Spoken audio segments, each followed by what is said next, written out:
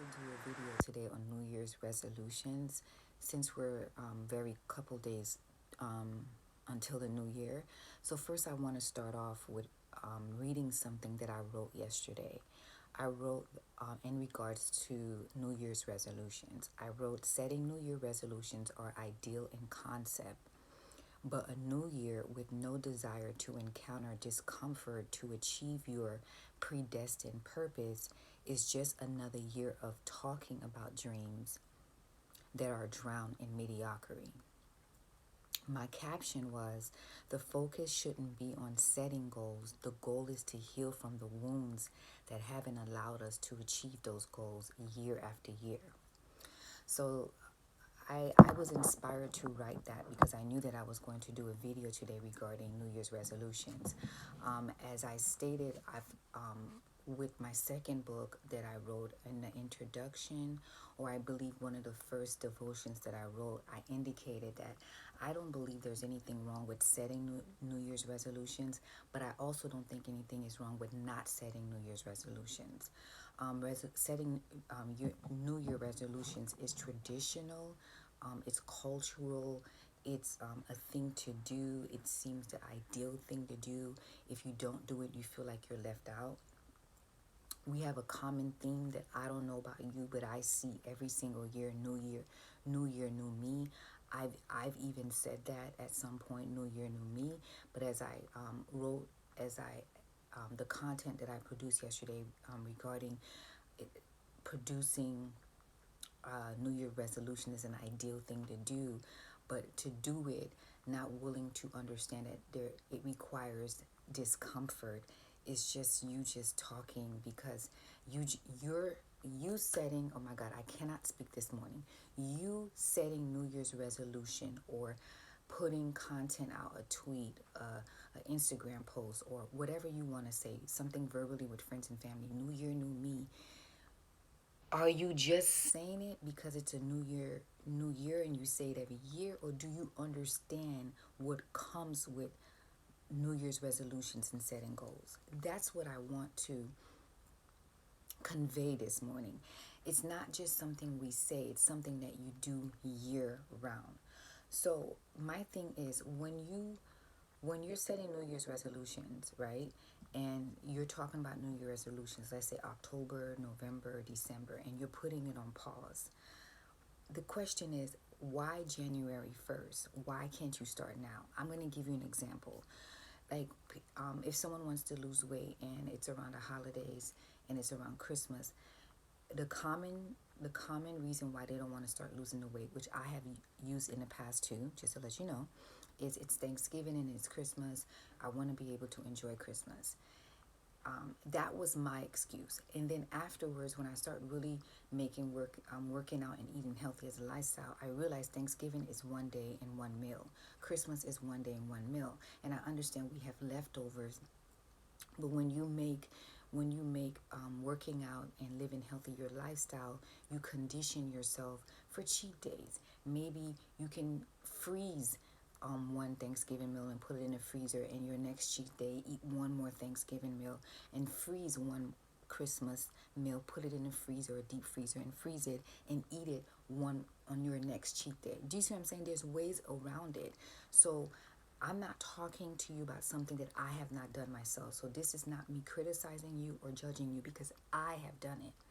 I have done it before I start taking my health and working out seriously. I'm like, it's Christmas. Who has time for that? It's Thanksgiving. Who has time for that? So why January 1st? Why not? Why not now?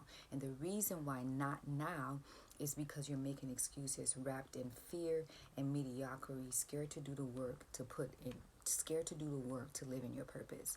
And nobody can talk about this topic more than me. If anyone has followed me, read anything that I wrote, understand my story, knows my story of what it finally took for me to live in my purpose, to even take the tip of my toe and put it in my purpose. God literally had to strip me of everything because I was a workaholic. I was money driven. I was climbing the corporate ladder, which is nothing was wrong with that. But I was doing everything but what God was asking me to do. What I'm doing right now is what God was asking me to do. inspiring people, pouring into people, sharing my story with people. But what I wanted to do was climb the corporate ladder, have this six figure. I wanted the house, I wanted a car, I wanted the fabulous life, which, by the way, there's nothing wrong with that. But what I was doing was putting that in front of my actual purpose, the thing that I knew from birth that God wanted me to do. And maybe from birth sounds a little exaggerated, but the things I knew that God wanted me to do from an early age. I knew from an early age I had a gift of writing.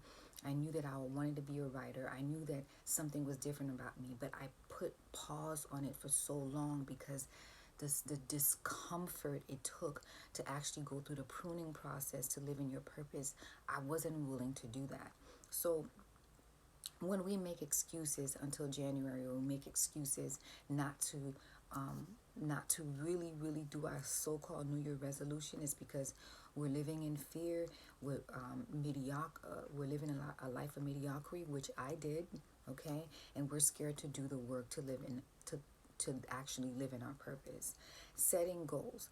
When you're setting goals, regardless if you're setting goals for New Year's resolutions, or you're setting goals in the middle of the year, or whenever you're setting goals to change your life, goals to be the best version of yourself, goals to live in your purpose, I'm a firm believer you have one main goal, and then you have sub goals under that goal. So I believe that you should set realistic goals, because what I have done in the past was made these big announcements, that I'm going to do. I'm going to write a book. You know how long I've been telling people that I'm going to write a book? If you go back all the way back to, I would say we're in 2020, all the way back to when I was married in my first marriage. I was hollering people, I'm going to write a book. I'm going to write a book. I'm writing a book. The Lord told me to write a book. Never wrote the book. I made these huge, big announcements. My intentions were right. I wanted to write the book. I never wrote the book. So when you have a big goal, my advice is, from my experience, you set the goal, right? And then you have sub goals under that goals, which means that you have little steps you take each day to accomplish that goals. And the little steps that you take each day to accomplish those goals needs to be realistic. For instance, you see how I'm producing video content right now. I have an Instagram. I have a Twitter. There's no followers on there, whatever. I have a devotion that I write every day. I have content that I put out every day. I didn't start off like that. I started off by just writing my devotional every day, getting up, going to the dining room table, sitting down, having time with God, and writing one devotion a day. After I write one devotion a day, after I was consistent with producing one devotion a day, then I moved to doing video content. I was producing video content 3 times a week. After I produced video content 3 times a week, I started implementing other videos every other day. I started small. I had to be consistent with one thing first. Once I got consistent with one thing, I moved to the next thing. People around me, I had to shut people out, literally like this. People make it to, you're lazy, you're mediocrity, you're fear, you're living in fear, you're this, you're not doing this, and because I know myself, if I jump the gun and do too much, I'm going to get overwhelmed. I'm going to stop doing it, and I'm going to lose courage. I'm going to lose my faith. I'm going to feel like I failed. So I had to be consistent with one thing first. Then I moved up. And now my daily content that I produce is higher. Now, as the time go on, I'm going to have to add on to that. So depending on where my life is, or the season in my life, that's why I did the video the other day. Nobody understands. For right now, the way my life is set up, and the way my circumstances are set up, and the how I take things one thing at a time, all I can offer is producing writing material one day, video content one day. It's not always going to be like that. It will increase, it will change. But and this is me setting realistic goals so I can continue to evolve, continue to progress. And that's what I would recommend for you when you're setting a New Year's resolutions. Have all these big, you have 5 big things that you need to do. And under each category, each number, there's just sub things that you have to do every day. Take your time. Breathe, inhale and exhale every day. Be consistent with one thing. And once you see you're consistent with one thing, kill it, kill it, kill it, kill it. And then now you're like, okay, now I can go ahead and add more. So I'm telling you this because I've implemented in my life. You see me doing video content right now. It took a while for me to do that. I had to be consistent with my writing every day. And that's how come I'm able to do this consistently. Take your time. It's not a race. Keep your eye on your paper. Don't look to your left. Don't look to your right. There are people are going to give you criticism. They don't know what's going on in your life. They don't know the struggles that you're going on. They don't understand that your best and their best is going to look completely different. Some people, because they don't know your circumstances, they're going to criticize you. They're going to think that you're not doing enough.